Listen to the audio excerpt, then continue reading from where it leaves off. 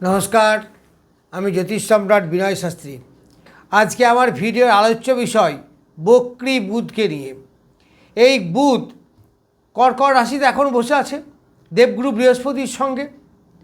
বুধ 29শে জুন অর্থাৎ গত করল বক্রী হয়েছে এবং এই বক্রী অবস্থায় থাকবে 23শে জুলাই। 23শে জুলাই মার্গী হবে। তাহলে এই যে প্রায় নিয়ার অ্যাবাউট এক মাস, এই সময় কোন রাশি কেমন ফল দেবে? প্রথমে বলি বক্রী গ্রহ। এই বক্রী গ্রহ কিছু কিছু ক্ষেত্রে ভালো হলেও বেশিরভাগ ক্ষেত্রেই ভালো হয় না।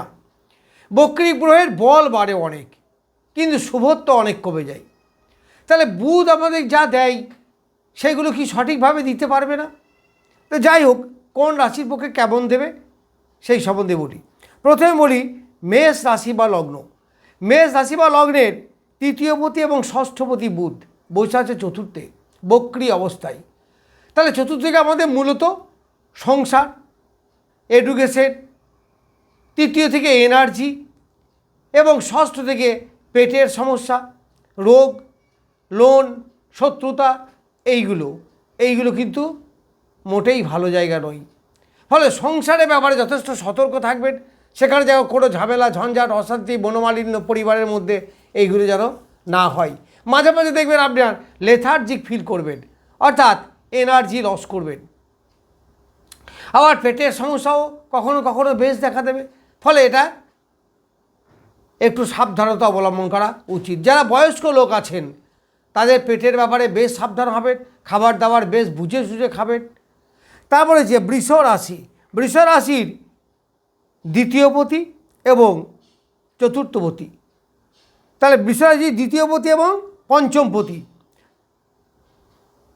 তা দ্বিতীয়পতি এবং পঞ্চমপতি হিসাবে একটা অর্থের ব্যাপার, সেটা আছে কোথায় বসে? তৃতীয় বসে আছে। ফলে শুভ ফল খুব একটা পাওয়া যাবে না, অর্থ আটকে যেতে পারে। বিদ্যা বুদ্ধির ক্ষেত্রে স্মৃতিশক্তি লস করতে পারে। কুইক ডিসিশন নেওয়ার ব্যাপারে খুব সাবধান হবেন, কারণ কুইক ডিসিশন ভালো হবে না। সেখানে ঝামেলা ঝঞ্ঝাট আসতে পারে, ডিসিশন মেকিংয়ে প্রবলেম আমরা যথেষ্ট আসতে পারে। ফলে আমি বলবো অবশ্যই সাবধান হবেন। যারা হাতের কাজ করেন, যারা লেখালেখির কাজ করেন, শিল্পীর কাজ করেন, একটু সাবধানে করবেন, না হলে ভুল হওয়ার সম্ভাবনা কিন্তু খুবই বেশি। তারপরে মিথুন রাশি। মিথুন রাশির রাশি বা লগ্নপতি আবার চতুর্থপতি আছে কোথায়? দ্বিতীয় বসে। তাহলে দ্বিতীয় আমাদের অর্থ প্রাপ্তির জায়গা। সেখানে অর্থের একটা ডামাডোল আপনাদের দেখা দেবে। পরিবারের মধ্যে, পরিবারের মেম্বারদের মধ্যে একটা সাময়িক সমস্যা, মতপার্থক্য, মতভেদ, আত্মীয় বর্ণের সঙ্গে একটা মন কষাকষি, এইগুলো কিন্তু হবে। শুভ ফল একদমই পাবেন না। আবার চতুর্থ থেকে মাতৃদেবীর শরীর নিয়ে যথেষ্ট সাবধান থাকবেন। দ্বিতীয় বসে আছে। এই দ্বিতীয় বসে থাকলে অর্থের যেভাবে সেভিংস হচ্ছিল বা হওয়া উচিত, ব্যবসার যেভাবে চলা উচিত, সেইগুলো থেকে একটু ডিস্টার্ব আপনাকে করবে। তবুও যেহেতু লগ্নপতি বা রাশিপতি, ফলে কিছু শুভ ফল আপনি পাবেন, খুব একটা অশুভ এখানে হবে না। তবে যে হারে চাইছিলেন সে হারে কিন্তু পাবেন না। এইবার কর্কট রাশি।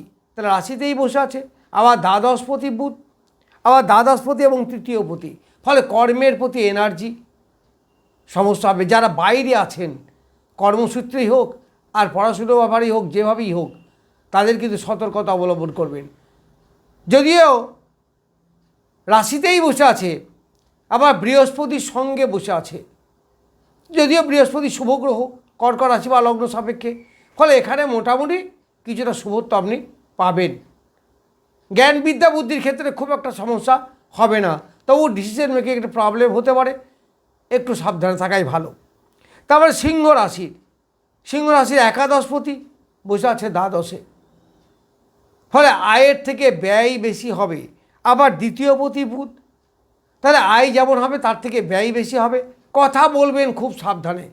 যারা জ্যোতিষী, যারা লয়ার, বা যারা মুখ বিছে ব্যবসা করেন, বা যারা গায়ক, এদের কিন্তু খুব সাবধান হওয়া উচিত। এই সময় ভুলভাল কিচ্ছু বলবেন না, খুব সতর্কতাভাবে চলবেন। তারপর কন্যা রাশি। কন্যা রাশির একাদশ হচ্ছে বসে বুধ, তাহলে লগ্নপতি, রাশিপতি এবং দশমপতি, তা দশমপতি একাদশে অবশ্যই ভালো।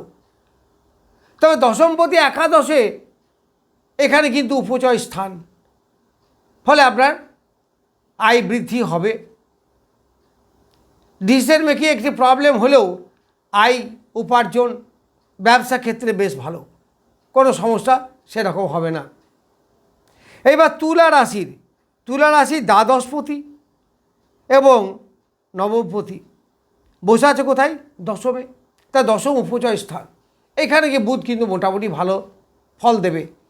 যারা বিবিএ পড়ছেন, এমবিএ পড়ছেন, যারা ব্যাংকিং সেক্টরে চাকরি করেন, তাদের পক্ষে মোটামুটি ভালো এই বুধ।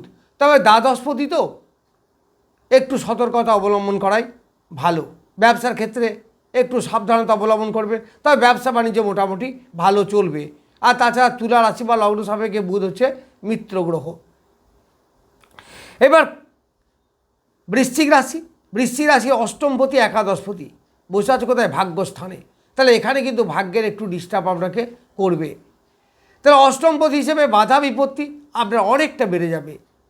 যাদের গুজ্জফিরা বা এই ধরনের কিছু আছে তাদের কিন্তু একটু সাবধানতা অবলম্বন করা উচিত। পিতা শরীর স্বাস্থ্য, বসের সঙ্গে সমস্যা, এইগুলো কিন্তু হতে পারে। পিতার সঙ্গে মনোমালিন্য, গুরুজনদের সঙ্গে মনোমালিন্য, তীর্থক্ষেত্র ভ্রমণ এই সময় ভালো হবে না। এবার ধনু রাশি বা লগ্নের এই বুধ সপ্তমপতি এবং দশমপতি। তাছাড়া ধনু রাশি বা লগ্ন সাপেক্ষে বুধ কিন্তু শুভ গ্রহ নয়, সে বসে আছে কোথায়? অষ্টমে। এখানে কিন্তু প্রচণ্ড বাধা বিপত্তি, হওয়া কাজ হতে চাইবে না। বুধ সাধারণত দেখবেন অনেকটা কাজ আগিয়ে নিয়ে যায়, তারপর বাধার সৃষ্টি করে। অর্থাৎ প্রথমটা ভালো, শুরুটা ভালো, কিন্তু শেষটা ভালো হয় না। আবার যেহেতু অষ্টমে বসে আছে, তাহলে সপ্তমপতি অষ্টমে, দাম্পত্য সমস্যা।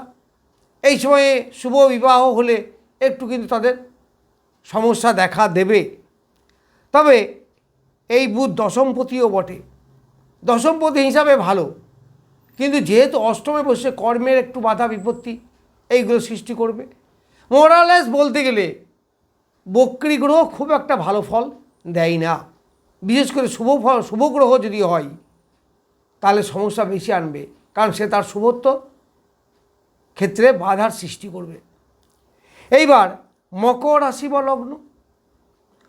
রাশি বা লগ্নের সপ্তমে বুধ, ষষ্ঠপতি সপ্তমে, দাম্পত্য সমস্যার সৃষ্টি করবে, ব্যবসা ক্ষেত্রে সমস্যার সৃষ্টি করবে। অন্যান্য লোকেদের সঙ্গে যে সম্পর্ক, এই সম্পর্ক সৃষ্টি করতেও বাধার সৃষ্টি করবে। আবার নবমপতি ভাগ্যপতি সপ্তমে বসে আছে। ভাগ্যপতি সপ্তমে বসে আছে, এটা খুব ভালো, কিন্তু যেহেতু বক্রী অবস্থায় আছে, ফলে ভাগ্যের যে উত্থান হবে তা বলা যায় না, তবে মোটামুটি চলে যাওয়ার মতো। তবে মকর রাশি বা লগ্নের মিত্র গ্রহ বুধ, ফলে শুভত্ব আপনি পাবেন, কিছুটা পাবেন। এরপর কুম্ভ রাশির পঞ্চমপতি এবং অষ্টমপতি কোথায় বসে আছে? ষষ্ঠে। তাহলে ষষ্ঠ উপজয় স্থান, এখানে বক্রী বুধ মোটামুটি ভালো ফল দেবে। তাছাড়া কুম্ভ রাশি বা লগ্নের মিত্র গ্রহ এই বুধ, কিন্তু যেহেতু ষষ্ঠে বসে আছে, পঞ্চমপতি ষষ্ঠে, ডিসিশন নেবেন খুব সাবধান, সতর্কতা অবলম্বন করবেন। পেটের সমস্যা এইগুলো আসতে পারে, এই সময় লোন টোন নেবেন না, তাতে কিন্তু আপনার সমস্যা বৃদ্ধি পাবে। এই মকর রাশি বা লগ্নের অষ্টমপতি, ফলে গুজ্জপীড়া, সিক্রেট কোনো ব্যাপার থেকে সমস্যা আপনার কিন্তু আসতে পারে। ফলে আমি বলবো সতর্কতা অবলম্বন করা উচিত। এইবার মীন রাশি, শেষ রাশি। এই মীন রাশির চতুর্থপতি এবং সপ্তমপতি, তাছাড়া মীন রাশির অধিপতি বৃহস্পতি, এখানে বসে আছে শনিদেব।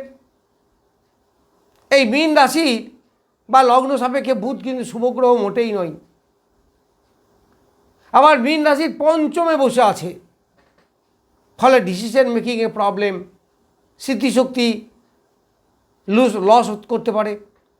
বিদ্যাক্ষেত্র বা যারা হায়ার এডুকেশন আছেন, বিশেষ করে মিডিয়াম হায়ার এডুকেশন গ্র্যাজুয়েশন নেবেন, এদের কিন্তু ডিস্টার্ব আসতে পারে। সন্তানের শরীরের প্রতি যত্ন নেবেন। প্রেমে ব্রেকআপ আসতে পারে, এখানে সতর্কতা অবলম্বন করবেন। মেশামেশি বা সম্পর্কের জায়গাটা ভালো হবে না, ফলে এই সময় মেলামেশা করা, নতুন সম্পর্ক স্থাপন করা, এইসব ব্যাপারে কিন্তু যথেষ্ট সতর্ক থাকবেন। ডিসিশন নেবেন অবশ্যই সাবধানে। যাই হোক, আমি বক্রী বুধের সব রাশির কিছু কিছু করে বললাম। নমস্কার, আজ এ পর্যন্তই।